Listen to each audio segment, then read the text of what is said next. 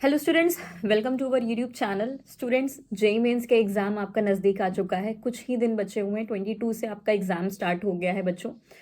Admit card आपका release हो जाएगा 2 से 3 दिन पहले। आपको वो चेक कर लेना है। एडमिट कार्ड की सारी इन्फॉर्मेशन क्या क्या होना चाहिए वो सब वेरीफाई कर लेना है। और अपना आधार कार्ड लेके जाना है। कपड़े सही से पहन के जाने हैं भाई। और अपना एक बॉल पॉइंट पेन लेके जाना है एंड अपनी वाटर बॉटल लेके जानी है स्टूडेंट्स। तो ये सारी चीज़ों का ध्यान रखना है। टाइम से ज़रूर पहुँचना है एग्ज़ाम सेंटर में। तो ये सारी चीज़ों को ध्यान में रखना है स्टूडेंट्स।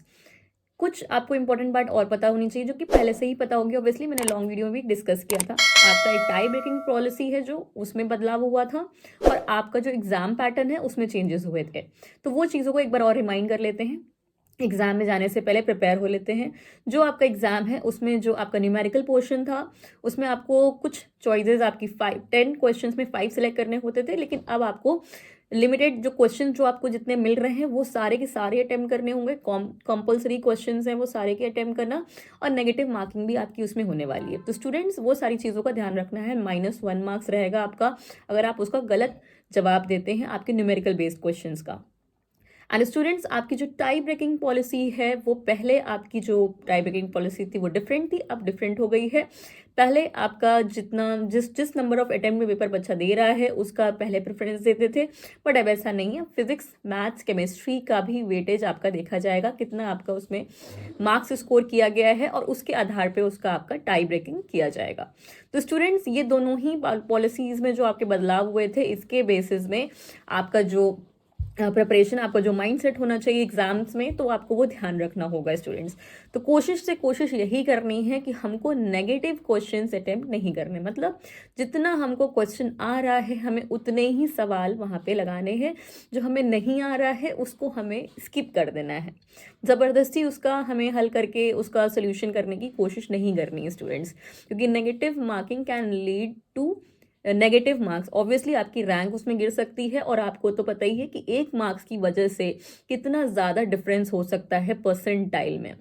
तो students, 1 marks negative also, 1 marks positive also can make a major difference in your rank. So students, ध्यान रखना है कि नेगेटिव क्वेश्चंस हमको अवॉइड करने हैं गाइस, ठीक है।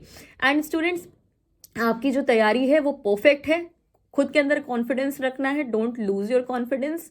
एंड आपने जितना भी तैयार किया है उसको अपना 100% रिवाइज कर लीजिए अच्छे से। समय अभी भी है, रिवीजन पे ध्यान दीजिए, वो सारी चीज़ों को रिवाइज करिए। और अपने जो शॉर्ट्स नोट्स बनाए हैं उसको भी अपना आप एक बार चेकआउट करिए, रिवाइज कर लीजिए स्टूडेंट्स। आप एग्जाम सेंटर में आप जाएंगे तो कोई भी ऐसी अवॉइडेबल चीज़ आपको अपने साथ नहीं रखनी है जिससे कि आपका जो आपका एग्जामिनर है, इन्विजिलेटर है, वो आपको वहाँ पे बाहर कर दे, बैन कर दें। तो बच्चा ऐसा बिल्कुल भी नहीं करना है, कोई भी ऐसी मिस्टेक नहीं करनी है गाइस, ठीक है। तो स्टूडेंट्स, एग्जाम के लिए ऑल द वेरी बेस्ट, और मोटिवेटेड रहिए। अपना रूटीन थोड़ा ठीक कर लीजिए, सोइए अच्छे से, 7-8 घंटा बिल्कुल सोना है। और स्टूडेंट्स, अपना जो एग्जाम के लिए जो आपने प्रिपरेशन करी, अगर आपका फिजिक्स स्ट्रांग है तो फिजिक्स पे पहले ध्यान दीजिए। अगर आपका मैथ्स स्ट्रांग है तो आप मैथ्स पे पहले ध्यान दीजिए। केमिस्ट्री, ऑब्वियसली केमिस्ट्री सबसे इजी, सबको लगती है कि केमिस्ट्री हम अच्छे से कर लेंगे और उसमें हम फटाफट उसको पढ़ के अगर हमें आएगा माइंड में, ऑब्वियसली हम उसको तुरंत उसका आंसर टिक आउट कर देंगे। तो बच्चों, पहले आप केमिस्ट्री कर सकते हैं, ठीक है।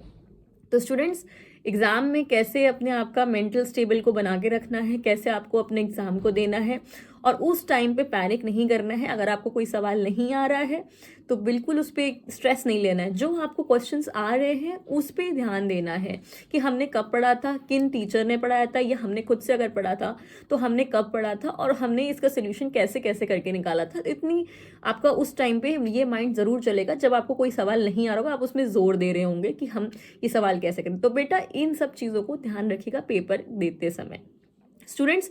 सो एग्जाम का पैटर्न और आपका जो वो है, वो सारी चीज़ें आपका आफ्टर एनालिसिस है, आफ्टर योर एग्जाम।